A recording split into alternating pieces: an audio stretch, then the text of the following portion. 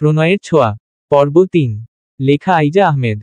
Shopping মলে এসেও আদি যেন সম্পূর্ণ অন্য জগতে হারিয়ে গেছে। তার চোখের সামনে ঝলমলে দোকান সাজানো, শোরুমের ডিসপ্লে, মানুষের কোলাহল, সবই যেন ফিকে লাগছে। মন পড়ে আছে এক জায়গায়, এক মানুষের কাছে। রায়ান আর আরহাম বেশ উৎসাহ নিয়ে বিভিন্ন দোকান ঘুরে দেখছে। কিন্তু আদি, সে এক জায়গায় স্থির দাঁড়িয়ে আছে, যেন এই মুহূর্তে পৃথিবীর সবচেয়ে গুরুত্বপূর্ণ সিদ্ধান্ত নিতে চলেছে। সামনে একটা গয়নার দোকান, শোকেসের কাচের ওপারে রাখা বিভিন্ন ডিজাইনের আংটি, সব কেমন যেন জ্বলজ্বল করছে তার চোখে। রায়ান ওর কাঁধে একটা চাপড় দিয়ে বলল, এ কি অবস্থা? এত সিরিয়াস লাগছে কেন? কোনটা নিবি সেটা ঠিক করতে পারছিস না? আরহাম বলল, নাকি ভাবছিস আংটি নেবি কি নেবি না? মনে রাখিস, এটা শুধুই একটা আংটি না, এটা একটা সম্পর্কের প্রতীক। একবার হাতে গেলে বের করা সহজ না। আদি মুখ তুলল, চোখে মুখে অদ্ভুত এক দ্বিধা। সে দীর্ঘশ্বাস ছেড়ে বলল, ভাই, এটা তো আর ক্লাসের প্রেজেন্টেশন না যে দাঁড়িয়ে গড়গড় করে বলে দেব। একদম মাথা কাজ করছে না। শালা, তোর হাত পা কাঁপছে কেন? রায়ান ঠোঁট বাঁকিয়ে বলল, এত ভয় পাওয়ার কি আছে? প্রপোজ করবি, এটাও কি আমাদের করতে হবে? আদি ভ্রু কুঁচকে বলল, এটা খুবই সিরিয়াস ব্যাপার।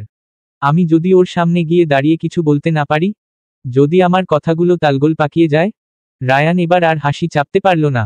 সে একগাল হাসি দিয়ে বলল, তাহলে কি হবে জানিস? আমরা গিয়ে স্নেহাকে বলবো, দেখ, আমাদের বন্ধুর কিছু বলার ছিল কিন্তু সে নার্ভাস হয়ে গেছে, তাই আমরা তার পক্ষ থেকে বলছি, সে তোকে পছন্দ করে। আদি একটা দীর্ঘশ্বাস নিয়ে আবার আংটিগুলোর দিকে তাকালো। তার মন পড়ে আছে স্নেহার দিকে। ছোট ছোট ব্যাপারে তার যত্ন নেওয়া, ওর হাসিটা, কথা বলার ধরন, সব কিছুই যেন আদিকে আরো বেশি করে স্নেহার প্রতি টেনে নিয়ে গেছে। হঠাৎ একটা গলার স্বর তাকে বাস্তবে ফিরিয়ে আনলো। ভাই, সিদ্ধান্ত নে, না হলে আমরা চললাম, তুই এখানেই দাঁড়িয়ে থাক। আদি চোখ বন্ধ করল এক মুহূর্তের জন্য।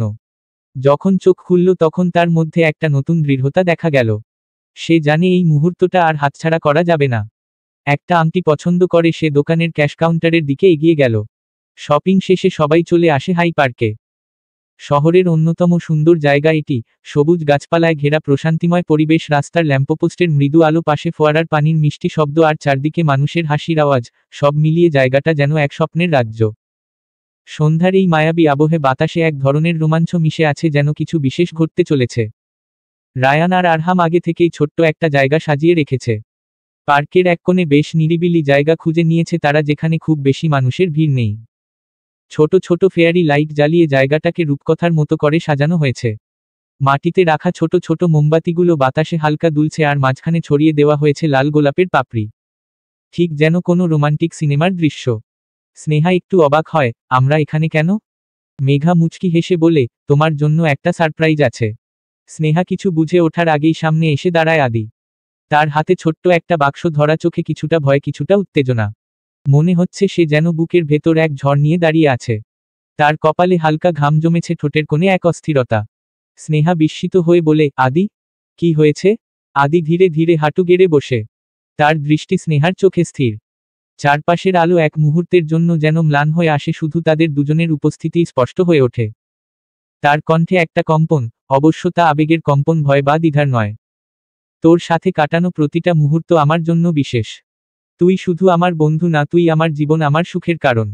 আমি জানি তোর বাবা আমাকে কখনোই মেনে নেবেন না, কারণ আমি অনাথ। কিন্তু আমি জানি আমার ভালোবাসা সত্যি। আমি তোর হাত ধরতে চাই সারা জীবন, তোর পাশে থাকতে চাই। সে গভীর শ্বাস নেয়, তারপর বাক্সটা খুলে ধরল। ভেতরে ছোট্ট একটা আংটি চকচক করছে, সাধারণ কিন্তু নিখুঁত, যেমন নিখুঁত তার অনুভূতি। স্নেহা, তুই কি আমাকে গ্রহণ করবি? চারপাশের সবাই অপেক্ষা করছে স্নেহার উত্তর শোনার জন্য। বাতাস পর্যন্ত যেন থমকে গেছে। স্নেহার চোখ বিস্ময় বড় হয়ে যায়। তার হৃদয় ধক ধক করে ওঠে। সে জানে এই সিদ্ধান্ত সহজ নয়। তার বাবা কখনোই আদিকে মেনে নেবেন না। তার জন্য হয়তো জীবনটা আরো কঠিন হয়ে উঠবে। স্নেহার চোখে অশ্রু চলে আসে। সে ধীরে ধীরে এক পা এগিয়ে আসে, তার ঠোঁটে এক রেশমি হাসি। হ্যাঁ, আমি চাই। রায়ান চেঁচিয়ে বলে, ওহ মাই গড, অবশেষে। আরহাম তাড়াতাড়ি এসে আদির পিঠ চাপড়ে দিল, ভাই, তুই এটা করে দেখালি। মেঘা স্নেহাকে শক্ত করে জড়িয়ে ধরে, এটার জন্য এতদিন ধরে অপেক্ষা করছিলাম। আদি ধীরে ধীরে আংটিটা স্নেহার আঙুলে পরিয়ে দেয়। আমি তো হয়ে গেছি তোর। আদি হেসে স্নেহার হাতটা শক্ত করে ধরে রাখল, যেন জানিয়ে দিল যত বাধাই আসুক সে কখনোই ছাড়বে না। রাতের আকাশটা যেন আরো উজ্জ্বল লাগছে। সামনে অনেক বাধা, কিন্তু তারা একসাথে, আর সেটাই আসল। পরদিন সন্ধ্যার আলো তখনও পুরোপুরি নেমে আসেনি হলরুমের জানালা দিয়ে গোধূলির রং ছড়িয়ে পড়ছে মেঘার চারপাশে। সে আরাম করে সোফায় বসেছিল, আজ তেমন কিছু করার নেই।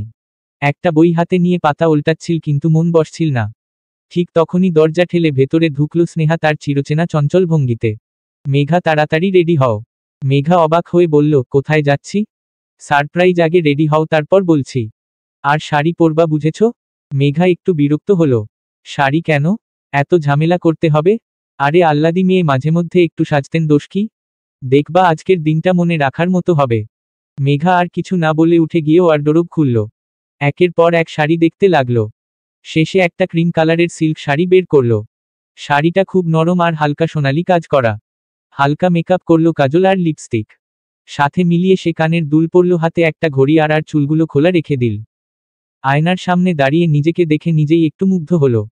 নিচে নামতেই দেখল স্নেহা দাঁড়িয়ে আছে, চোখ বড় বড় করে তাকিয়ে বলল, ওহ মাই গড মেঘা, কি সুন্দর লাগছে। মেঘা হালকা হাসল। তারপর স্নেহা ও মেঘা একসাথে বেরিয়ে এল। দুজনে গাড়ির দিকে এগিয়ে গেল। বাইরে অপেক্ষা করছিল আদি আর রায়ান। রায়ান গা এলিয়ে দিয়ে গাড়ির পাশে দাঁড়িয়েছিল আর আদি ফোনে কারো সঙ্গে কথা বলছিল। মেঘার চোখ চারপাশ খুঁজে গেল কিন্তু যাকে খুঁজছে সে নেই। একটু কপালে ভাঁজ ফেলে জিজ্ঞেস করল, আরহাম কোথায়? রায়ান মুখ বাঁকিয়ে বলল, ওর কথা জিজ্ঞেস করো না তো, বজ্জাত একটা, সব সময় কাজ নিয়ে পড়ে থাকে। আদি হেসে বলল, আরহাম যদি জানতে পারে তুই ওকে বজ্জাত বলেছিস তাহলে তোর মাথার একটা চুলও থাকবে না। তাহলে ভালোই হবে, আমি টাক মাথায় দেখতে কেমন লাগবো? রায়ান মজা করল। সবাই হেসে উঠল। মেঘা একটু হেসে বলল, উনি কি আসবেন না? স্নেহা মেঘার হাত ধরে বলল, তুমি চিন্তা করো না, হয়তো কাজ একটু বেশিই, চলো দেরি হয়ে যাবে। তারপর আর দেরি না করে গাড়িতে উঠে পড়ল সবাই। গাড়ি আস্তে আস্তে শহরের কোলাহল ছেড়ে একটু নিরিবিলি জায়গার দিকে এগিয়ে যেতে লাগলো। জানালার পাশ দিয়ে বইতে থাকা বাতাসে মেঘার চুল উড়ে যাচ্ছিল। গাড়ির জানালা দিয়ে বাইরে তাকিয়ে সে দেখছিল কেমন ধীরে ধীরে শহরের ব্যস্ততা পেছনে ফেলে ওরা সবুজ প্রকৃতির দিকে এগিয়ে যাচ্ছে। একসময় ওরা একটা দারুণ জায়গায় পৌঁছালো। জায়গাটা ছিল একদম নিরিবিলি, একপাশে বিশাল লেক, চারপাশে ফুল গাছের সারি আর ঠিক সামনে ছোট একটা কাঠের ব্রিজ। সূর্য তখন ধীরে ধীরে অস্ত যাচ্ছে, আকাশের লালচে আলো পুরো জায়গাটাকে রঙিন করে তুলেছিল। স্নেহা উচ্ছ্বাস নিয়ে বলে উঠল, দেখ কেমন সুন্দর জায়গা, আমি বলেছিলাম না আজকের সন্ধ্যাটা হবে একদম স্পেশাল। মেঘা মুগ্ধ হয়ে জায়গাটা দেখছিল। সত্যি জায়গাটা যেন কোনো ছবির ফ্রেম থেকে উঠে আসা কোনো দৃশ্য, কিন্তু এত সুন্দর মুহূর্তেও তার মনে কোথাও যেন একটু শূন্যতা কাজ করছিল। কারণ একজন অনুপস্থিত আরহাম। দিনটা বেশ ব্যস্ততার মধ্যেই কেটেছে। মিটিং, ক্লায়েন্টদের সাথে আলোচনা, ফাইলের পর ফাইল, সব মিলিয়ে মাথাটা একটু ভারী লাগছিল। তাই অফিস থেকে বের হয়েই একটা গভীর শ্বাস নিয়ে চারপাশে তাকালো আরহাম। পরনে বেইজ রঙের সাফারি শার্ট। সন্ধ্যা নামতে শুরু করেছে, বাতাসে হালকা শীতলতা। পকেট থেকে মোবাইল বের করতেই স্ক্রিনে একটা মেসেজ ভেসে উঠল। রায়ান পাঠিয়েছে, আমরা বের হয়েছি, তুই আসবি না আইলে নাই। ঠিকানা দিলাম, সাথে একটা লোকেশনের লিঙ্কও দেওয়া। আরহাম কিছুক্ষণ চুপচাপ দাঁড়িয়ে থাকল।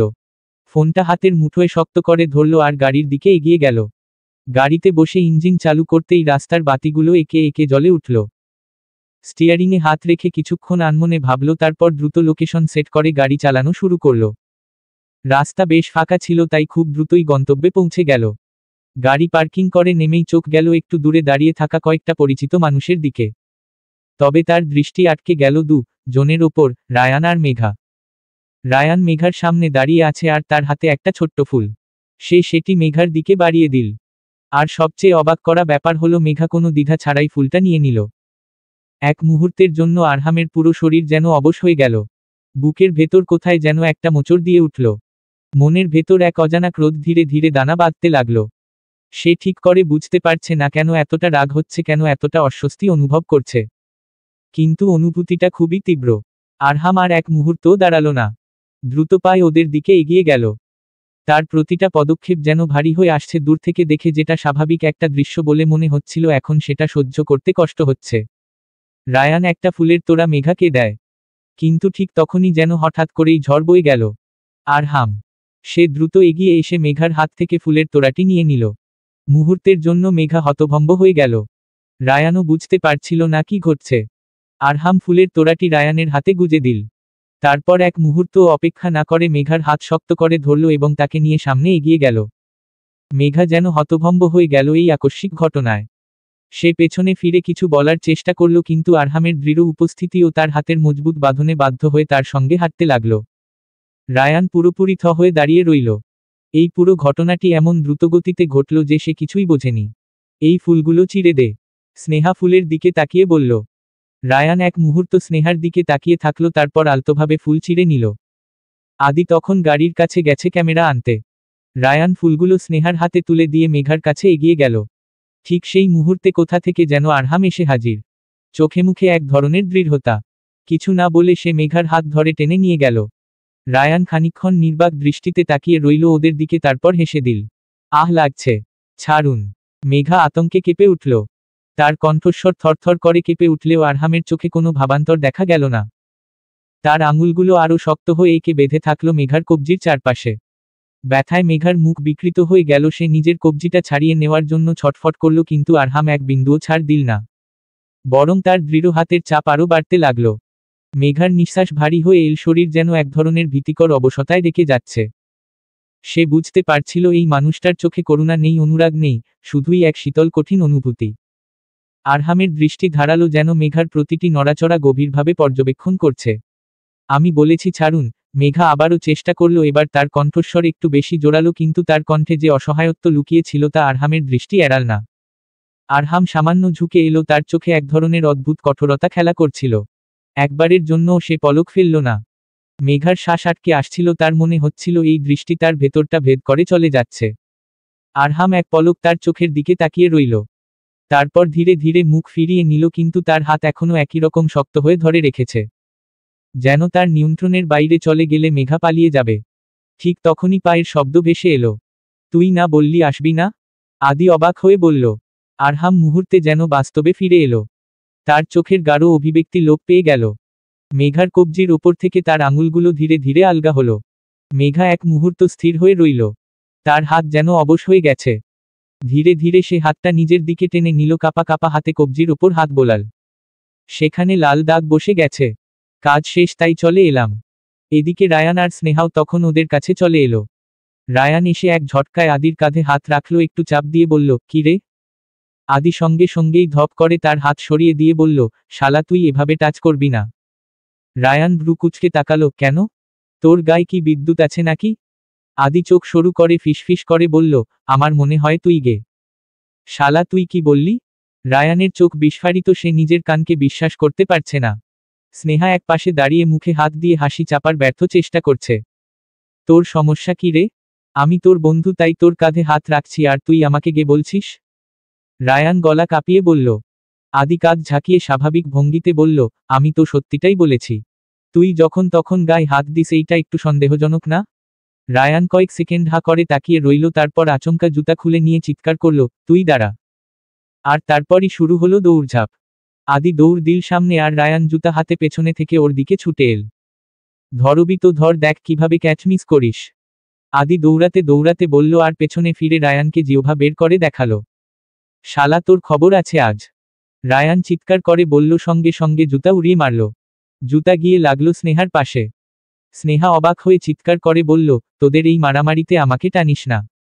রায়ান গর্জন করল, স্নেহা, আজকে ওকে আমি মেরে তবে ছাড়ব। আদি হেসেই খুন। ও এবার দৌড়াতে দৌড়াতে বলল, ধরতে পারলে তারপর বুঝবি কে কাকে মারে। রায়ান আরেকটা জুতা খুলে তেড়ে এলো, আর বাকিরা হাসতে হাসতে লুটিয়ে পড়ল। আরহাম এক পাশে দাঁড়িয়ে ধীর শান্ত চোখে পুরো দৃশ্যটা দেখছিল।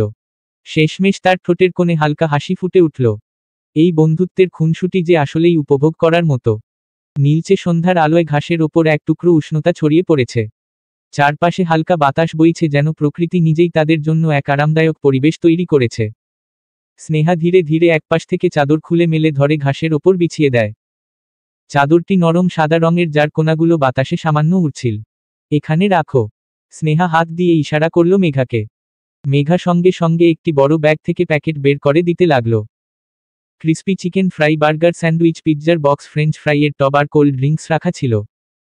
তারপর সবাই মিলে গোল হয়ে বসে পড়ল। একসাথে বসে খাওয়ার আনন্দটা আরও দ্বিগুণ হয়ে গেল। চারপাশে হাসির শব্দ, খুনসুটি, গল্পের ঢেউ বইতে লাগল। খাওয়া শেষ হতে না হতেই আদি ব্যাগ থেকে ক্যামেরাটা বের করল। ডিএসএলআর ক্যামেরা, যা সে সবসময় বিশেষ মুহূর্ত ধরে রাখার জন্য নিয়ে আসে। স্নেহা তখন ইশারায় আদিকে বলল, এই আরহাম আর মেঘার ছবি তুলে দে। আদি ক্যামেরা সেট করতে করতে বলল, বাহ, আমাদের রাজকীয় দম্পতির জন্য আলাদা ফটো সেশন। মেঘা একটু লজ্জা পেলেও আরহাম তখনও চুপচাপ বসেছিল। ক্যামেরার দিকে না তাকিয়ে সে অন্যদিকে মুখ ফিরিয়েছিল। ওই আরহাম একটু হাসতো, এইভাবে গম্ভীর হয়ে আছিস কেন? আদি বলল। স্নেহা মেঘার দিকে তাকিয়ে বলল, দুজনকে একসাথে কত সুন্দর লাগছে, মাশাআল্লাহ, একদম রয়্যাল কাপল মনে হচ্ছে। আদি তখন 1 2 3 গুণে দ্রুত ছবি তুলে ফেলল। তারপর সবাই মিলে একটা গ্রুপ ফটো তোলার জন্য দাঁড়ালো। মেঘা এই ফাঁকে আরহামের হাতটা আলতোভাবে ধরে ফেলল। ক্যামেরার টাইমার সেট করে আদি দৌড়ে এসে জায়গা নিল। 1 2 3, স্মাইল। সবাই হাসিমুখে ক্যামেরার দিকে তাকিয়ে থাকলো আর ক্লিক, একটা সুন্দর মুহূর্ত ধরা পড়ল ছবির ফ্রেমে। এই ছবির মধ্যে যেন অনেক কিছু লুকানো ছিল, ভালোবাসা, বন্ধুত্ব আর ভবিষ্যতের অমীমাংসিত প্রতিজ্ঞা। বিকেলটা ধীরে ধীরে সন্ধ্যার দিকে গড়াচ্ছে। আকাশে কমলা রং ছড়িয়ে পড়ছে, বাতাসে এক ধরনের প্রশান্তি। আজকের দিনটা হয়তো খুব সাধারণ ছিল, কিন্তু এমন কিছু মুহূর্ত ছিল যা সবার মনে চিরদিন রয়ে যাবে। হাসি, আনন্দ, বন্ধুত্ব আর একটুখানি ভালোবাসা। হলরুমের সোফায় মেঘা বসেছিল। চারপাশটা নীরব, শুধু ঘড়ির কাঁটার টিকটিক শব্দ শোনা যাচ্ছিল। ওর হাতের মোবাইলটা স্ক্রুল করছিল, কিন্তু মনোযোগ ছিল না। বাইরে থেকে হঠাৎ কিছু আওয়াজ ভেসে এল, মৃদু তবে স্পষ্ট। সে কৌতূহলী হয়ে দরজা খুলল। বাইরে তাকিয়ে কিছুক্ষণ দাঁড়িয়ে রইল, চারপাশে তাকিয়ে দেখল, কিন্তু কিছুই চোখে পড়ল না। হালকা ঠান্ডা বাতাস বইছিল, যা ওর কপালের কয়েকটা চুল উড়িয়ে দিল। এমন সময় পায়ের কাছে একটা নরম অনুভূতি টের পেল। নিচে তাকাতেই দেখল একটা ছোট্ট সাদা বাদামি রঙের বিড়াল দাঁড়িয়ে আছে। ওর গোলাপি নাকটা নড়ছে, যেন কিছু খুঁজছে। মেঘার চোখ চকচক করে উঠল। বিড়ালটা অসম্ভব কিউট, গোল চোখ দুটো দিয়ে সে ওর দিকেই তাকিয়ে আছে। তুমি এখানে এলে কিভাবে? মেঘা বিড়ালটার দিকে ঝুঁকে বলল। বিড়ালটা যেন উত্তর দেওয়ার জন্যই অপেক্ষা করছিল। হালকা মিয়াও শব্দ করে এক পা সামনে বাড়িয়ে দিল। ঠিক তখনই একটা কণ্ঠ শোনা গেল, হেই টমি। মেঘা চমকে উঠল। গেটের কাছে একটা ছেলেকে দাঁড়িয়ে থাকতে দেখল। তার চোখে একটা প্রশান্তির ছাপ, যেন সে কাউকে খুঁজে পেয়ে স্বস্তি পেয়েছে। ছেলেটার হালকা বাদামি চুল নরম বাতাসে এলোমেলো হয়ে গেছে। গাঢ় নীল রঙের জ্যাকেট পরে আছে, তার সাথে ডেনিম প্যান্ট। সন্ধ্যার ম্লান আলোয় তাকে বেশ সুদর্শন লাগছিল। ও তোমার? মেঘা বিড়ালটার দিকে ইঙ্গিত করে বলল। ছেলেটা হাসল, তার চোখে কৌতূহল ঝলক দিল। হ্যাঁ, আমার টমি। কিন্তু ও একটু বেশি চঞ্চল, যেখানে সেখানে চলে যায়। মেঘা বিড়ালটার দিকে তাকালো। ও সত্যিই বেশ দুঃসাহসী। বাহ, ও তো বেশ মিষ্টি। ছেলেটা এবার বিড়ালটাকে কোলে তুলে নিয়ে ওর মাথায় হাত বুলিয়ে দিল। তোমার বিড়াল পছন্দ? মেঘা হাসল, মাথা ঝাঁকাল। অনেক। ছেলেটা বিড়ালটাকে কোলে নিয়ে ওর নরম লোমে হাত বুলাচ্ছিল আর বিড়ালটা আরাম করে চোখ বন্ধ করে ফেলেছিল। তুমি কি কাছাকাছি থাকো? মেঘা জিজ্ঞেস করল। ছেলেটা মাথা ঝাঁকাল। হ্যাঁ, ঠিক সামনের বিল্ডিংয়ে। আমি রুদ্র। আমি মেঘা। ভালো নাম। তোমার বিড়াল বেশ অ্যাডভেঞ্চার প্রিয় মনে হচ্ছে। রুদ্র হেসে বলল, হ্যাঁ, ও মাঝে মাঝেই হারিয়ে যায় আর আমি খুঁজতে বের হই। কিন্তু আজ একটু বেশি দূর চলে এসেছে মনে হচ্ছে। হুম। তাহলে কি আমি ধরে নিতে পারি তুমি একজন দায়িত্বশীল পোষা প্রাণীপ্রেমী? রুদ্র একটু মুচকি হাসল, তা বলতে পারো। তবে মাঝে মাঝে মনে হয় ওই বরং আমাকে দেখে রাখে। মেঘা হাসল। সন্ধ্যার আলো একটু একটু করে গাঢ় হয়ে আসছিল, চারপাশে ল্যাম্পপোস্টের হালকা আলো ছড়িয়ে পড়ছিল।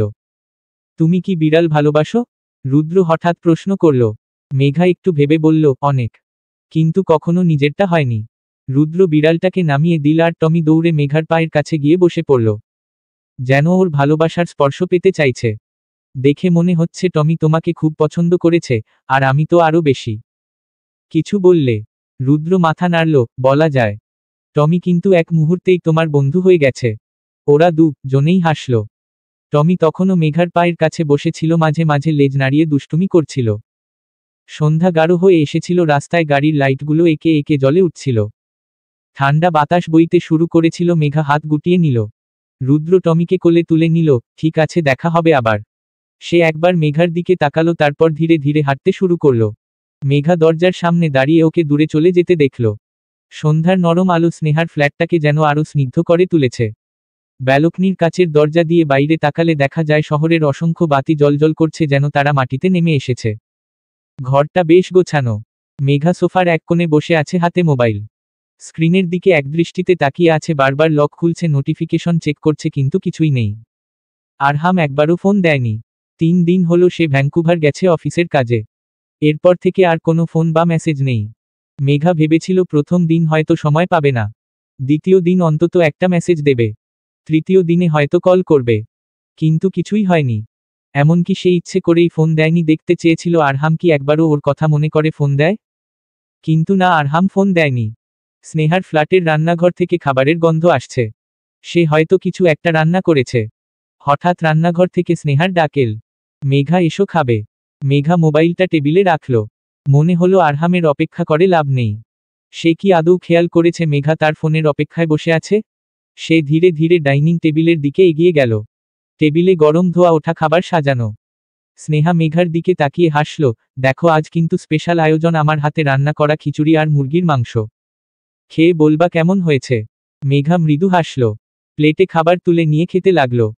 কিছুক্ষণ চুপচাপ খাওয়ার পর মেঘা হঠাৎ প্রশ্ন করল, তুমি একা থাকো এখানে?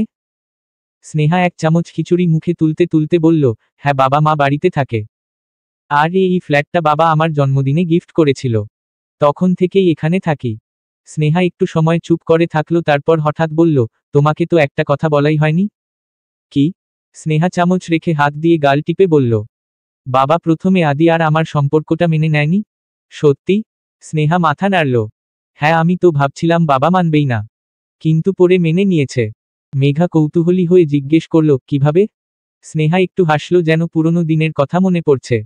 আসলে বাবা একটু কঠিন টাইপের মানুষ। পরিবারের বাইরে কাউকে সহজে মেনে নেয় না। আমি যখন বললাম আমি আদিকে ভালোবাসি, বাবা খুব রেগে গিয়েছিল। কিন্তু আমি ধৈর্য ধরেছিলাম, তাকে বোঝানোর চেষ্টা করেছিলাম। শেষে যখন বাবা দেখল আমি আদিকে সত্যি ভালোবাসি আর ও সত্যিই আমাকে সুখী রাখতে পারবে, তখন একদিন নিজেই বলল, ঠিক আছে, তোমাদের সম্পর্ক আমি মেনে নিলাম। মেঘা মুগ্ধ হয়ে শুনছিল। বাহ, ভালো। স্নেহা হাসল, এখন তো বাবা সবসময় আদিকে ডেকে নিয়ে যান, মাঝে মাঝে আমার থেকেও বেশি কথা বলেন। মেঘা হাসল, একটু স্বাভাবিক লাগলো নিজের মনটাকে। কিন্তু তবুও তার মনে পড়ে গেল আরহামের কথা। রাত গভীর। হলরুমের নরম হলুদ আলোয় ছড়িয়ে পড়েছে এক চাপা উষ্ণতা, অথচ বাইরে তুষারপাতের শীতল আবেশ। মেঘা সোফায় বসে আছে, কিন্তু মন তার কোথাও স্থির হতে পারছে না। টিভির স্ক্রিনে একটা মুভি চলছে, অথচ তার মাথার মধ্যে অন্য রকম এক উত্তেজনা খেলা করছে। দুদিন হয়েছে আরহাম ভ্যানকুভার থেকে এসেছে। তার পাশে বসে আছে আরহাম, চোখ নিবন্ধ ল্যাপটপের স্ক্রিনে, মুখে গম্ভীর ভাব। মেঘার মনোযোগের কেন্দ্রবিন্দু এখন মুভি নয়, বরং আরহাম। তার গম্ভীর ভাব, নির্লিপ্ততা, চাহনি একেবারে অনুভূতিহীন মনে হয়। মেঘা শাড়ির আঁচল দিয়ে হাত প্যাঁচাতে প্যাঁচাতে একবার আরহামের দিকে তাকায়, আবার একবার জানালার ওপারে চোখ ফেরায়। হঠাৎ কাচের জানালার ওপাশে চোখ পড়তেই মেঘা থমকে যায়। বাইরে ধবধবে সাদা বরফের চাদরে ঢেকে যাচ্ছে চারপাশ। বাতাসে স্নোফ্লেক ভাসছে, ধীরে ধীরে জমে উঠছে শহরটা। প্রথম স্নো, মেঘার চোখ উজ্জ্বল হয়ে ওঠে। সে তো আগে কখনো বরফ পড়তে দেখেনি, মনে হলো এক অসাধারণ দৃশ্যের সামনে দাঁড়িয়ে আছে। ঠিক তখনই মনে হলো এই মুহূর্তটা একা উপভোগ করা ঠিক হবে না। পাশের গম্ভীর লোকটারও দেখা উচিত। সে উচ্ছ্বসিত গলায় বলল, দেখুন বাইরে কি সুন্দর স্নো পড়ছে, চলুন না বাইরে যাই। আরহাম এক মুহূর্তের জন্য তার দিকে তাকালো, আবার মনোযোগ দিল ল্যাপটপের স্ক্রিনে। যেন কোনো কথাই শোনেনি। মেঘা বিরক্ত হয়ে বলল, কি হলো? চলুন না। আরহাম মাথা না তুলেই বলে, পারবো না। মেঘা রাগে ঠোঁট কামড়ায়, আপনার শব্দভাণ্ডারে না ছাড়া আর কোনো শব্দ নেই? আরহাম তখনও মনোযোগী তার কাজেই। নির্বিকার ভঙ্গিতে বলল, না, নেই। মেঘা কিছুক্ষণ অপেক্ষা করল। হয়তো আরহাম উঠে আসবে, হয়তো তার সঙ্গে যাবে। কিন্তু না, সে একবারও তাকালো না। যেন বাইরে কি হচ্ছে তার কোনো গুরুত্বই নেই। মেঘা অভিমানে ঠোঁট ফুলিয়ে উঠে দাঁড়ালো। আচ্ছা, আমি একাই যাচ্ছি। তারপর দরজা খুলে বেরিয়ে গেল। বাইরে পা দিতেই ঠান্ডা বাতাস গায়ে এসে লাগল। কিন্তু মেঘার তা খারাপ লাগলো না, বরং তার মনে হলো একেবারে অন্য এক জগতে এসে পড়েছে। বাতাসের স্পর্শে ঠান্ডার শিহরণ খেলে গেল, কিন্তু তার মধ্যে এক অদ্ভুত উষ্ণতাও কাজ করছিল। সে দুই হাত বাড়িয়ে দিল, ধীরে ধীরে তুষার কণাগুলো তার হাতে এসে পড়ল। নরম তুলোর মতো বরফের কণাগুলো গলে গেল তার ত্বকের উষ্ণতায়। মেঘার মুখে হাসি ফুটে উঠল। সে চারপাশে ঘুরতে লাগলো, আনন্দে নাচতে লাগলো। মনে হলো যেন সে কোনো রূপকথার রাজ্যে আছে। কিন্তু কিছুক্ষণ পর হালকা শীত লাগতে শুরু করল। বাতাসের ঠান্ডা কাটা ছুরির মতো চামড়ায় আঘাত করছিল। মেঘা হাত দুটো গুটিয়ে গরম করার চেষ্টা করল। একটু পরেই বুঝতে পারল অনেকক্ষণ ধরে সে বাইরে আছে। সে পেছনে ফিরে তাকালো। জানালার ওপাশে আরহাম কি তাকিয়ে আছে? কিন্তু না, সেখানে কেউ নেই। একটা দীর্ঘশ্বাস ফেলল সে। মেঘা একটু হতাশ হয়ে নিচের দিকে তাকালো। তখনই শুনল পায়ের হালকা একটা শব্দ। কেউ কি আসছে? হলরুমের ভেতর আরহাম বিরক্তির সঙ্গে ল্যাপটপ বন্ধ করল। অনেকক্ষণ হয়ে গেল, মেঘা এখনো ফেরেনি। এই মেয়েটা একটুও শান্ত থাকতে পারে না, একটু আগেও ছিল পাশে, এখন আবার উধাও। সে উঠে দাঁড়ালো। জানালার ওপাশে চোখ রাখতেই দেখল মেঘা বরফে দাঁড়িয়ে আছে। সে 2 হাত গুটিয়ে রেখেছে, শীতের তীব্রতায় কাঁপছে। আরহামের ভ্রু কুঁচকে গেল। এই মেয়ে একদমই বোঝে না কখন কি করতে হয়, এমন ঠান্ডায় একা একা বাইরে দাঁড়িয়ে আছে। একটু বিরক্ত হয়েই সে পায়ে পায়ে দরজার দিকে এগোলো। মেঘা এক জায়গায় দাঁড়িয়ে ছিল, তখনই তার পাশ থেকে এক গরম শীতল বাতাস এল। সে অবাক হয়ে ঘুরে তাকালো। আরহাম। সে গম্ভীর মুখে তার দিকে তাকিয়ে আছে, হাতে একটা বড় কোট। কিছু না বলে চুপচাপ কোটটা মেঘার কাঁধে জড়িয়ে দিল। মেঘা হতবাক হয়ে তাকিয়ে রইল। ভেতরে চল, গম্ভীর গলায় বলল আরহাম। মেঘা মুখ বাঁকিয়ে বলল, আমি যেতে চাই না। আরহাম এবার বিরক্ত হয়ে বলল, শীত বেশি লাগবে, অসুস্থ হয়ে পড়বে। মেঘা কিছু বলল না। সে আস্তে করে কোটের ভিতরে গুটিয়ে গেল। সত্যি বলতে শীতটা এখন আর লাগছে না, বরং কোটের উষ্ণতার সঙ্গে একটা নতুন রকম উষ্ণতা কাজ করছে তার শরীরে। আরহাম তাকে একবার দেখে নিল, তারপর ধীর পায়ে পেছনে ফিরে যেতে লাগল। মেঘা তখন হঠাৎ বলে উঠল, আপনিও থাকুন না কিছুক্ষণ। মেঘা মৃদু হেসে বরফের ওপর পা চালিয়ে এগিয়ে গেল। আরহাম এক মুহূর্ত দাঁড়িয়ে রইল, তারপর ধীর পায়ে তার পাশে গিয়ে দাঁড়ালো। চারপাশে নীরবতা, শুধু বরফে পা ফেলার চাপা শব্দ শোনা যাচ্ছে। আকাশ থেকে টুপটাপ করে স্নোফ্লেক পড়ছে, বাতাসে হালকা শীতল স্পর্শ। মেঘা হঠাৎ 2 হাত বাড়িয়ে কিছু বরফ কুড়িয়ে নিল, তারপর এক মুহূর্ত ভাবল, আর এক ঝটকায় বরফের ছোট্ট দলাটা ছুড়ে দিল আরহামের দিকে। আরহামের গাঢ় ধূসর রঙের কোটে গিয়ে লেগেছে বরফ, কিছুটা তার গলায়ও পড়েছে। সে ধীর গতিতে চোখ বন্ধ করল, যেন নিজেকে শান্ত রাখছে। তারপর এক গভীর দৃষ্টি নিয়ে মেঘার দিকে তাকালো। মেঘা 1 সেকেন্ড অবাক হয়ে তার চোখে চোখ রাখল, তারপর হেসে দিল। আপনার মুখটা দেখার মতো হয়েছে। আরহাম একদম স্থির দাঁড়িয়ে রইল, কোনো প্রতিক্রিয়া দিল না, বরং শান্ত ভঙ্গিতে সামনে তাকিয়ে 1 সেকেন্ড ভাবল, তারপর নিচু হয়ে বরফ তুলল হাতে। মেঘার হাসি মুহূর্তেই থেমে গেল। না না, আমি তো মজা করছিলাম, আমি তো করিনি। আরহামের ঠোঁটের কোণে এক ঝলক রহস্যময় হাসি দেখা দিল, তারপর মেঘার দিকে বরফ ছুড়ে দিল। মেঘা একপাশে সরে গেল, কিন্তু লাভ হলো না। বরফের কিছু অংশ তার চুলে, কাঁধে আর গলায় গিয়ে পড়ল। ঠান্ডায় কেঁপে উঠল সে। একটু পর আরহাম বলল, চলো ভেতরে যাই, শীত বাড়ছে। বলে সে এগিয়ে গেল। মেঘা স্থির দাঁড়িয়ে রইল। বরফের টুকরোগুলো একের পর এক তার গায়ে পড়ছে, কিন্তু তার শরীরের চেয়ে বেশি গলছে ভেতরের কিছু। আরহামের গভীর দৃষ্টি তার হৃদয় এক অজানা অনুভূতির ঝড় তুলেছে। মেঘা। আরহামের ডাক শুনে সে বাস্তবে ফিরে এল। দেখল সে বেশ খানিকটা এগিয়ে গেছে, এখন ফিরে তাকিয়ে আছে তার দিকে। কি হলো? চলো। মেঘা চোখ নামিয়ে নিল। কিছু একটা বলতে গিয়েও থেমে গেল। তারপর ধীরে ধীরে এগিয়ে গেল আরহামের দিকে। আরহাম গাড়ি গ্যারেজে রেখে ধীর পায়ে ঘরের ভেতর ঢোকে। সারাদিনের ক্লান্তি শরীরের প্রতিটি কোষে জমে আছে, কিন্তু তার থেকেও বেশি এক অদৃশ্য ভার যেন মনকে চেপে ধরেছে। বাড়ির চারপাশ আজ যেন নীরব। হলরুমে ঢুকতেই বুকের ভেতর ধক করে ওঠে। চারদিক ঘুটঘুটে অন্ধকার। এক মুহূর্তের জন্য সে বিভ্রান্ত হয়ে পড়ে, এমন তো কখনো হয়নি। মেঘা সব সময় হলরুমের এক কোণে ল্যাম্প জ্বালিয়ে রাখে, কিন্তু আজ পুরো বাড়িটাই নিস্তব্ধ, অন্ধকারের চাদরে মোড়ানো। একটা দুশ্চিন্তা হাওয়ায় ভেসে আসে, কিছু হয়েছে না তো? একটা অদ্ভুত অস্বস্তি তাকে গ্রাস করে। তাড়াতাড়ি সিঁড়ি বেয়ে ওপরে উঠে যায় সে। রুমের দরজায় দাঁড়িয়ে এক মুহূর্ত দম নেয়, তারপর ধাক্কা দিয়ে দরজা খুলে ভেতরে ঢোকে। পুরো ঘর ঘুটঘুটে অন্ধকার। জানালার পর্দা নেমে আছে, ঘরের বাতাসেও যেন অদ্ভুত এক স্থবিরতা। বিছানার দিকে তাকাতেই তার চোখ আটকে যায়। মেঘা সাদা চাদরের ওপরে নিস্তেজ হয়ে শুয়ে আছে। কেমন একটা আতঙ্ক ছড়িয়ে পড়ে মনের মধ্যে।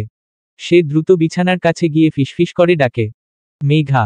কোনো সাড়া নেই। ভেতরটা কেমন যেন কেঁপে ওঠে। মনে হয় বুকের ভেতর একটা ভারী পাথর বসিয়ে দেওয়া হয়েছে। ঝটপট তার কপালে হাত রাখে, আর সাথে সাথে হাত সরিয়ে নেয়। অস্বাভাবিক গরম। সে তড়িঘড়ি করে বেডসাইড টেবিল থেকে থার্মোমিটার বের করে। সময় কাটতে চায় না। কয়েক মুহূর্ত পরে স্ক্রিনে ভেসে ওঠে 102 ফারেনহাইট। মেঘা জ্বরে কাঁপছে, কিন্তু চুপচাপ শুয়ে আছে।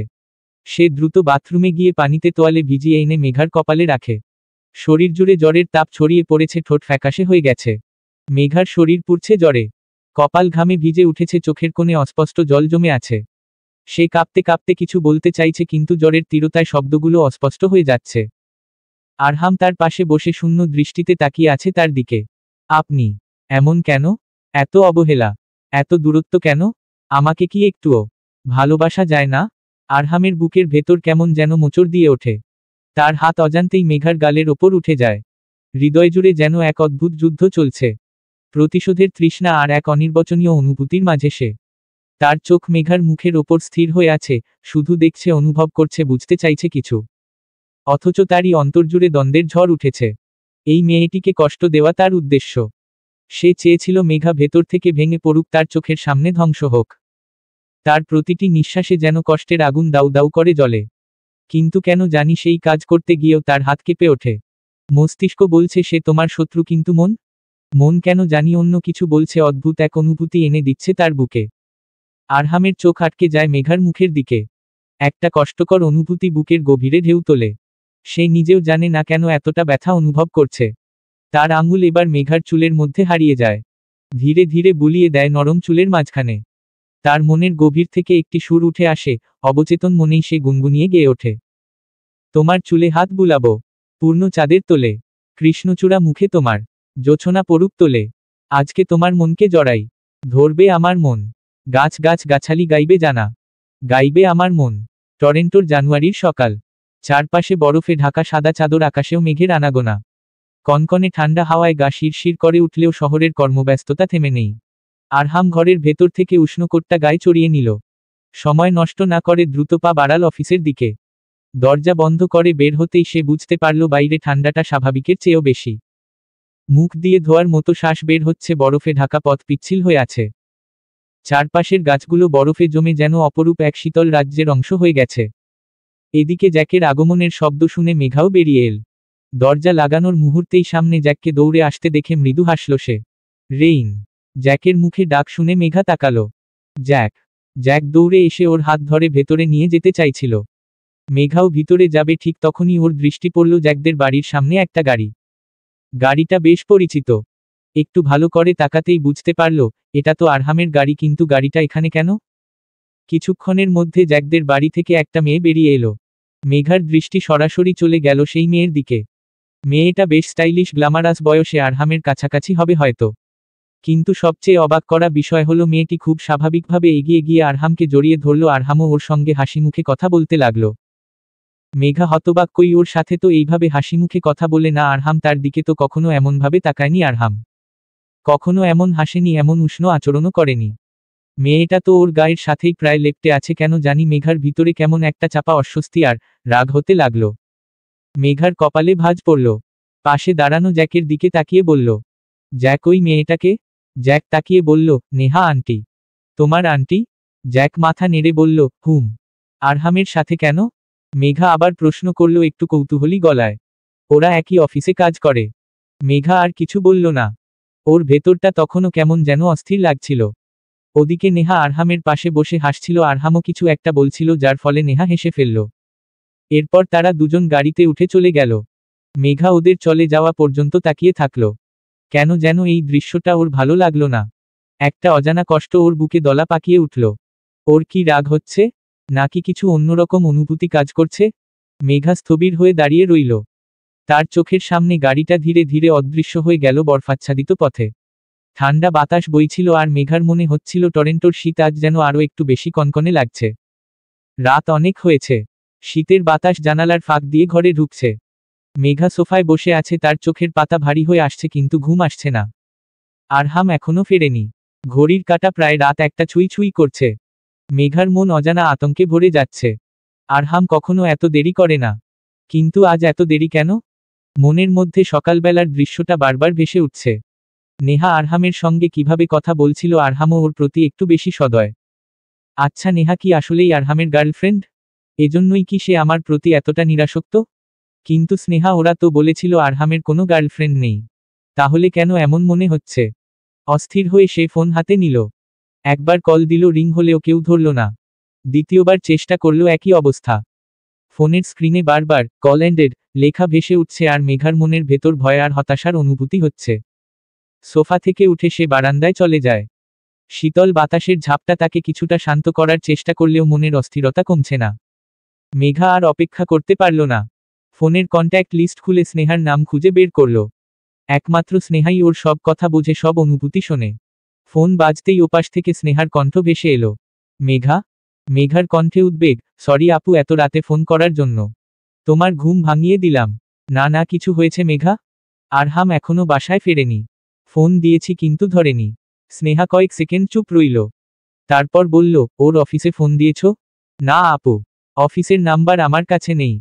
স্নেহা গম্ভীর কণ্ঠে বলল, চিন্তা করো না, আমি দেখছি। আচ্ছা। মেঘা ফোন রেখে দিল, কিন্তু তাতে কি মনের অশান্তি কমে? অন্যদিকে আরহাম অফিসের ডেস্কে বসে আছে। রাত অনেক হলেও কাজের চাপ কমেনি। আজ সারাদিন শুধু meeting, client meeting, document check, সব মিলিয়ে দম ফেলার সময় পর্যন্ত ছিল না। ওর ফোন সাইলেন্ট মোডে রাখা, কারণ কাজের সময় অযথা ডিস্টার্ব পছন্দ করে না সে। এমন সময় অফিসের ল্যান্ডফোন বেজে উঠল। এই সময়ে অফিসের ফোন। আরহাম অবাক হল। ফোনটা তুলে কানে লাগাতেই পরিচিত কণ্ঠ শোনা গেল। আমি স্নেহা। তুই এখনো বাসায় যাসনি কেন?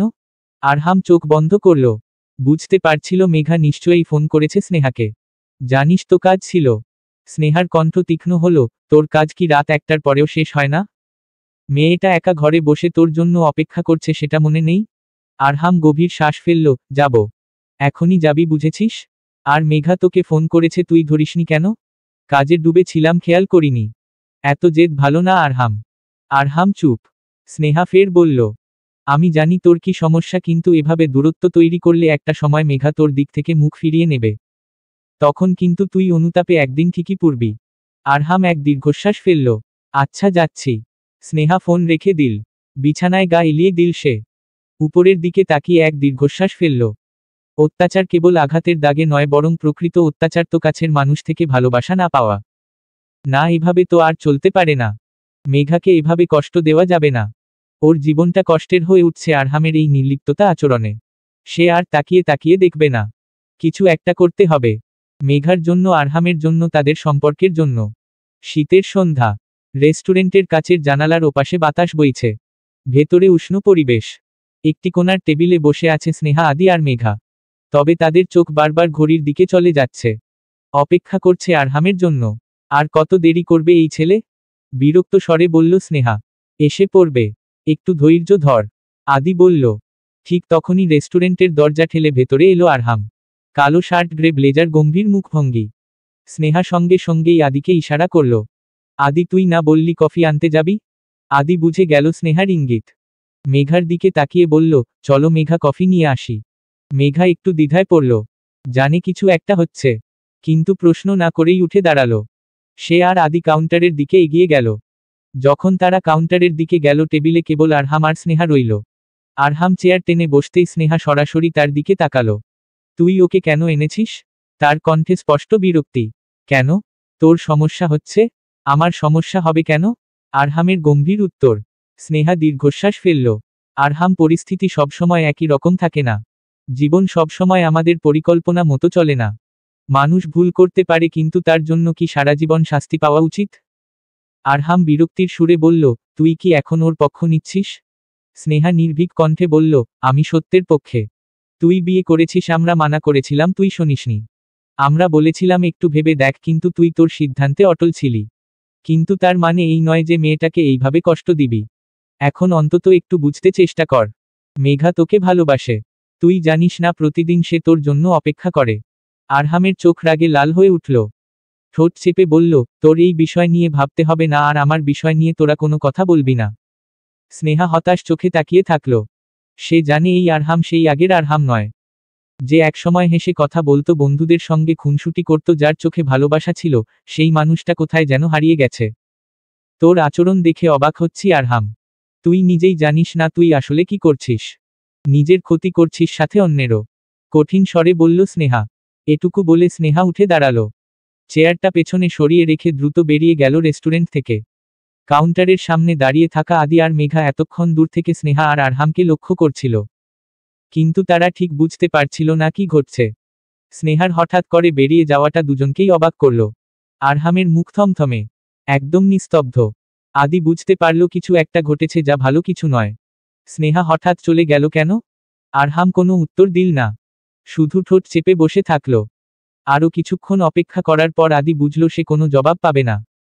আমি স্নেহার কাছে যাচ্ছি, এটুকু বলে সে দ্রুত বেরিয়ে গেল। মেঘা একবার আরহামের দিকে তাকালো, তারপর বাইরে চলে যাওয়া আদির দিকে। কি হচ্ছে ও কিছুই বুঝতে পারছে না। ড্রয়িং রুমের দেয়ালে ঝুলে থাকা ঘড়িটা ধীরে ধীরে এগিয়ে যাচ্ছে রাতের দিকে। কিন্তু মেঘার জন্য সময় যেন থমকে গেছে। তার মনের ভেতরে এক অজানা অস্থিরতা ঘুরপাক খাচ্ছে। রেস্টুরেন্টে ঠিক কি ঘটেছে মেঘা জানে না, তবে আন্দাজ করতে পারছে কিছু একটা বড় ধরনের সমস্যা হয়েছে। সারা পথ একটাও কথা বলেনি আরহাম। মুখে ছিল কঠিন একটা ভাব, চোখে ছিল অচেনা শূন্যতা। মেঘা দীর্ঘশ্বাস ফেলে। ভেতরটা দম বন্ধ হয়ে আসছে তার। অস্বস্তি, ভয় আর উদ্বেগ একসাথে গ্রাস করছে। একটা অজানা আশঙ্কায় মন ছটফট করছে। ঠিক তখনই কলিং বেলের শব্দে মেঘা চমকে উঠে। মুহূর্তেই চিন্তাগুলো এলোমেলো হয়ে যায়। দ্রুত উঠে দরজার কাছে আসে। আরহাম কি ফিরে এসেছে? দরজা খুলেই থমকে গেল মেঘা। সামনে দাঁড়িয়ে আছে নেহা, আরহামকে ধরে রেখেছে। আরহাম নিজে দাঁড়িয়ে থাকার মতো অবস্থায় নেই, পুরো মাতাল হয়ে আছে। চোখের মনি লালচে, পুরো শরীর ভারসাম্য হারিয়ে পড়ে যাওয়ার মতো অবস্থা। নেহা তার বাহু ধরে রেখেছে, যেন এক মুহূর্তের জন্য ছেড়ে দিলে মাটিতে লুটিয়ে পড়বে। নেহা কোনো কথা না বলে ধীর পায়ে আরহামকে ভেতরে নিয়ে এসে সোফায় বসিয়ে দেয়। এরপর সে সোজা মেঘার দিকে তাকায়। চোখে মুখে রাগ ও বিদ্রূপের ছাপ স্পষ্ট। ও, তুমি তাহলে সেই মেয়ে? কাউকে কষ্ট দিতে ভালোই পারো, তাই না? ঠোঁট বাঁকিয়ে বলল নেহা। মেঘা হতভম্ব হয়ে নেহার কথাগুলো শোনে। কষ্ট দিতে? সে কি কিছু করেছে? নেহার এই শীতল কণ্ঠস্বরের পেছনে কি কোনো অভিযোগ লুকিয়ে আছে? নেহা আর কিছু না বলে বেরিয়ে যেতে উদ্যত হলে মেঘা এক পা সামনে বাড়িয়ে দেয়। নেহা প্রায় পড়ে যেতে নিলে শেষ মুহূর্তে টেবিলের ওপর হাত রেখে নিজেকে সামলে নেয়। সে ধীরে ধীরে ঘুরে দাঁড়ায়, চোখে তীব্র ক্ষোভ। তুমি ইচ্ছে করেই করেছ, তাই না? মেঘা কপট নির্লিপ্ততা ভঙ্গিতে বলে, কই না তো। মেঘা এগিয়ে এসে ঠান্ডা স্বরে বলল, তোমার পথ আগলে দাঁড়ানোর ইচ্ছা নেই। তবে কারো ঘরে এসে এভাবে কথা বলার অধিকার তোমাকে কে দিল? নেহা এক ঝটকায় মুখ ফিরিয়ে নিল। ননসেন্স। এটুকু বলেই সে বেরিয়ে গেল। মেঘা দরজা বন্ধ করে আরহামের দিকে এগিয়ে আসে। আরহাম এখনো চোখ বন্ধ করে সোফায় বসে আছে, কিন্তু তার নিঃশ্বাস ভারী হয়ে এসেছে। তার মাথা ঝুঁকে পড়েছে সামনের দিকে। মেঘা ধীরে ধীরে কাছে এসে বলে, উঠুন। আরহাম চোখ খুলল। তার চোখের দিকে তাকাতেই মেঘার সমস্ত শরীর কেঁপে উঠল। ওই চোখের গভীরে দুঃখ, রাগ আর অভিমান মিলেমিশে এক অদ্ভুত অন্ধকার তৈরি করেছে। আরহাম ধীরে ধীরে মেঘার হাত ছেড়ে দেয়, কিছুটা দূরে সরে যায়। টাচ করবে না। মেঘার বুকের ভেতর মোচড় দিয়ে উঠল। কান্না চেপে রাখতে পারছে না সে। আর কতটা সহ্য করবে? এতদিন ধরে নিজেকে শক্ত করে রেখেছে, কিন্তু আজ আর পারছে না। কোনো কিছু না ভেবেই সে আরহামকে জড়িয়ে ধরল। যেন এটাই একমাত্র উপায় যেভাবে সে এই পরিস্থিতি সামাল দিতে পারে। আরহামের চোয়াল শক্ত হয়ে আসে। চোখের মধ্যে যেন আরো গভীর অন্ধকার নেমে আসে। ছাড়ো আমাকে। কিন্তু মেঘা ছাড়তে চায় না। সে নিজের চোখ বন্ধ করে শক্ত করে ধরে রাখে আরহামকে। আরহামের ধৈর্যের বাঁধ ভেঙে যায়। এক ঝটকায় মেঘাকে নিজের কাছ থেকে সরিয়ে দেয় সে। এরপর কোনো কথা না বলে তার কবজি চেপে ধরল এবং টেনে নিয়ে চলল দরজার দিকে। কি করছেন? মেঘা হতভম্ব হয়ে বলল। কিন্তু আরহাম কোনো কথা বলল না। সে শক্ত হাতে টেনে নিয়ে আসে মেঘাকে বাড়ির গেইটের সামনে। আরহাম এক সেকেন্ড তার দিকে তাকিয়ে রইল। তারপর ঠান্ডা স্বরে বলল, চলে যাও। মেঘা যেন বিশ্বাস করতে পারছে না। আরহাম গেটের দরজা বন্ধ করে দিল। তার চোখ দিয়ে পানি গড়িয়ে পড়ল। মেঘা গেটের ওপাশে দাঁড়িয়ে হাত বাড়িয়ে দিল, আরহামের হাতের ওপর হাত রাখল। কিন্তু আরহাম দ্রুত হাত সরিয়ে নিল। তার ঠোঁট কাপল, চোখে ছিল প্রচণ্ড অভিমান। I hate you. এই বলে আরহাম এক মুহূর্তের জন্যও পেছনে না তাকিয়ে চলে যায়। কয়েক কদম যাওয়ার পর সে হঠাৎই ভারসাম্য হারিয়ে পড়ে যায়। কিন্তু পরমুহূর্তেই উঠে দাঁড়ায়, ধীর পায়ে এগিয়ে যেতে থাকে। এই শব্দগুলো শূন্যে ভেসে রইল, যেন ছুরির মতো বিঁধল মেঘার হৃদয়। মেঘা কেবল শূন্য দৃষ্টিতে তাকিয়ে থাকে তার চলে যাওয়ার দিকে। তার চারপাশে নীরবতা, শুধুই স্নো পড়ছে। সে ধীরে ধীরে বসে পড়ল ঠান্ডা মাটিতে, অস্ফুট স্বরে বলল, আপনাকে ছাড়া কিভাবে থাকব? স্নো পড়তে শুরু করেছে। ঠান্ডার চেয়ে বেশি তার হৃদয়টাই যেন জমে গেছে। সে ধীরে ধীরে তার পাতলা শালের ভেতর নিজেকে জড়িয়ে নেয়, কিন্তু কোনো উষ্ণতা পায় না। চারপাশের তুষারের মতোই সে এখন নিঃসঙ্গ, একা। শীতের কুয়াশায় মোড়া সকাল। জানালার কাচ ধোয়াটে হয়ে আছে, ভেতরে হালকা ঠান্ডা অনুভূতি। আরহাম চাদরের ভেতর গুটিসুটি মেরে শুয়েছিল, কিন্তু হঠাৎ এলার্মের কর্কশ শব্দে তার ঘুম ভেঙে যায়। বিরক্তিভরে চোখ খুলতেই মাথায় যন্ত্রণা অনুভব করে। চোখ মুখ কুঁচকে ওঠে, শরীরে এক অদ্ভুত ক্লান্তি। সে হাত বাড়িয়ে অ্যালার্ম বন্ধ করে। মাথার চুল এলোমেলো, মুখ ফ্যাকাশে। চোখের পাতায় এখনো ঘুমের ক্লান্তি জমে আছে। অ্যালার্মটা বন্ধ করে ধীরে ধীরে চারপাশে চোখ বুলিয়ে নেয় আরহাম। রুমের দিকে তাকিয়ে এক মুহূর্তের জন্য থমকে যায়। পুরো ঘর অগোছালো, চেয়ার উল্টে পড়ে আছে, টেবিলের ওপর কিছু ছড়ানো, এমনকি মেঝেতেও কিছু কাগজ পড়ে আছে। এমনটা তো হবার কথা না। মাথা কেমন যেন ভারী হয়ে আছে তার। একটা অস্বস্তি চেপে বসেছে মনের ভেতর। তখনই আচমকা গত রাতের ঘটনা মনে পড়ে যায়। হঠাৎ করেই বুকের ভেতরটা ধক করে ওঠে। রাতের ঘটনার প্রতিটি মুহূর্ত হঠাৎই মনে পড়ে গেল আরহামের। যেন সবকিছু এক ঝলকে সামনে ভেসে উঠল। মেঘার মুখ, তার চোখের জল, ভয়ার্ত কণ্ঠস্বর। আর নিজের রাগে ভরা মুখ, হাত দিয়ে চুল টেনে ধরে আরহাম যেন নিজেকেই শাস্তি দিচ্ছে। আমি কি করলাম এটা? এক মুহূর্ত দেরি না করে সে তড়িঘড়ি করে উঠে দাঁড়ায়, গায়ের চাদর মাটিতে পড়ে যায়। পা টেনে টেনে দরজার দিকে এগিয়ে যায়। তার বুকের ভেতর শূন্যতা, অপরাধবোধ আর অস্থিরতা যেন তাড়িয়ে নিয়ে যাচ্ছে। দরজাটা খুলে বাইরে আসে, কিন্তু তখনই তার পুরো শরীর থমকে যায়। মেঘা নেই। রুমের প্রতিটা কোণা নজর বুলিয়ে নেয়। শ্বাস আটকে আসতে চায়। হয়তো সে অন্য কোথাও গেছে, হয়তো নিচে আছে, এই আশায় ছুটে যায়। কিন্তু না, পুরো বাড়িতে কোথাও মেঘার অস্তিত্ব নেই। আরহাম মনে মনে নিজেকে শান্ত করতে চাইলেও ভিতরের অস্থিরতা ক্রমশ বাড়ছে। আরহাম হতবাক হয়ে চারপাশে তাকায়। মনে হচ্ছে তার চারপাশের সবকিছু হঠাৎ করেই ফাঁকা হয়ে গেছে, যেন কেউ একটা শূন্যতার গভীরে ঠেলে দিয়েছে তাকে। বুকের ভেতরটা কেমন যেন শূন্য লাগছে। কোথায় গেল মেয়েটা? সে আবার চারপাশে চোখ বুলায়, হয়তো কোথাও দাঁড়িয়ে আছে। কিন্তু না, কোথাও নেই মেঘা। কাল রাতে যা হয়েছে তার পরিপ্রেক্ষিতে মেঘার এইভাবে চলে যাওয়া স্বাভাবিক। কিন্তু সে জানে না মেঘা কোথায় গেছে, কেমন আছে। আরহাম বেরিয়ে পড়ে। প্রথমে মেঘার পরিচিত কয়েকটা জায়গায় খোঁজ নেয়। জ্যাকের বাসায় গিয়ে দেখে মেঘা ওখানেও নেই। এবার সত্যিকারের ভয় গ্রাস করে নেয় তাকে। এই শহর, এই রাস্তাঘাট, এই পরিবেশ মেঘার জন্য অপরিচিত। সে কোথায় যেতে পারে? কি করছে এখন? যদি কিছু হয়ে যায়? ভেতরে ক্রমশ আতঙ্ক আর অপরাধবোধ বাসা বাঁধতে শুরু করল। চাবি হাতে নেয় আর দ্রুত গাড়ি নিয়ে বেরিয়ে পড়ে। কোনো দেরি না করে পুরো ব্রাইডল পাথ এলাকা তন্নতন্ন করে খুঁজতে থাকে আরহাম। রাস্তার প্রতিটা মোড়, পার্ক, হোটেল, সব জায়গায় খোঁজ নেয়, কিন্তু মেঘার কোনো সন্ধান মেলে না। তার বুকের ভেতর মোচড় দিয়ে ওঠে। মেঘা এই শহর ভালো করে চেনে না। যদি কিছু হয়ে যায়, যদি কোনো বিপদে পড়ে, সে আর দেরি করে না, সরাসরি পুলিশ স্টেশনে গিয়ে মিসিং পারসনের রিপোর্ট করে আসে। পুলিশ তাকে অপেক্ষা করতে বলে, কিন্তু অপেক্ষা? এই মুহূর্তে অপেক্ষার চেয়ে কষ্টকর কিছুই আরহামের কাছে নেই। অবশেষে ক্লান্ত হয়ে ধীরে ধীরে নিজের বাসায় ফিরে আসে সে। অস্থির মনে দরজা ঠেলে ভেতরে ঢোকে। বুকের মধ্যে রাগ, দুঃখ, হতাশা একসঙ্গে জড়ো হয়ে আছে। নিজের উপরেই ক্ষোভ হচ্ছিল তার। আমি কি করে ফেললাম? রাগে এক ঝটকায় টেবিলের উপর রাখা ফুলদানি তুলে নিয়ে দেয়ালে ছুঁড়ে মারে। এক সেকেন্ডের জন্য পুরো ঘর নিস্তব্ধ হয়ে যায়। ভেঙে পড়া কাচের টুকরোগুলো মেঝেতে ছড়িয়ে পড়ে যেন তার সম্পর্কের ভাঙ্গনের প্রতিচ্ছবি। আরহাম ধপ করে সোফায় বসে পড়ল। মাথা নিচু করে নিজের হাতের আঙুলের মধ্যে চুলগুলো শক্ত করে চেপে ধরল। তার মনে হচ্ছিল শ্বাস নিতে পারছে না। এটাই কি সে চেয়েছিল? তার রাগ, তার ভুল, সবকিছু শেষ করে দিল। মেঘা, ফিরে এসো। চোখ বন্ধ করতেই মেঘার ভয়ার্ত মুখটা আবার স্পষ্ট হয়ে উঠল। মোবাইলটা তুলে নিয়ে তৎক্ষণাৎ গ্রুপে মেসেজ করে দেয়। আধা ঘন্টা পরই আদি আর রায়ান দরজার সামনে এসে দাঁড়ায়। বাড়িতে ঢুকতেই তারা হতবাক হয়ে যায়। আরহামকে এমন অবস্থায় আগে কখনো দেখেনি তারা। রায়ান ধীরে ধীরে এগিয়ে এসে সোফার উল্টো দিকে বসে আদি পাশে দাঁড়ায়। আরহাম চোখ তুলে তাকায়, ওদের দৃষ্টিতে একটাই প্রশ্ন, কি হয়েছে? এক মুহূর্ত চুপ থেকে দীর্ঘশ্বাস ফেলে আরহাম রাতের সব ঘটনা খুলে বলে। সব শুনে রায়ান গভীরভাবে তার দিকে তাকায়। তুই একটা ভুল করেছিস আরহাম। আর এখন হয়তো সেই ভুল শুধরানোর কোনো উপায় নেই। আরহাম ফাঁকা দৃষ্টিতে তাকিয়ে থাকে। রায়ান হালকা শ্বাস ফেলে বলে, যে নিজ ইচ্ছা থেকে হারিয়ে যায় তাকে খুঁজে পাওয়া কঠিন আরহাম। আরহাম ভ্রু কুঁচকে বলল, সিরিয়াসলি? মেয়েটা এখানের কিছুই চেনে না। কোথায় আছে, কিভাবে আছে, আমি কিছুই জানি না। এটা তোর আগে ভাবা উচিত ছিল আরহাম। আদি ঠান্ডা গলায় বলল। এক মুহূর্ত নীরবতা।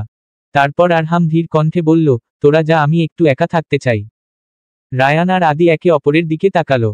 রায়ান একটু এগিয়ে এসে আরহামের কাঁধে হাত রাখল। আরহাম, প্লিজ যা। কণ্ঠটা ক্লান্ত, বিধ্বস্ত। রায়ান দীর্ঘশ্বাস ফেলে আদিকে ইশারা করল, চল।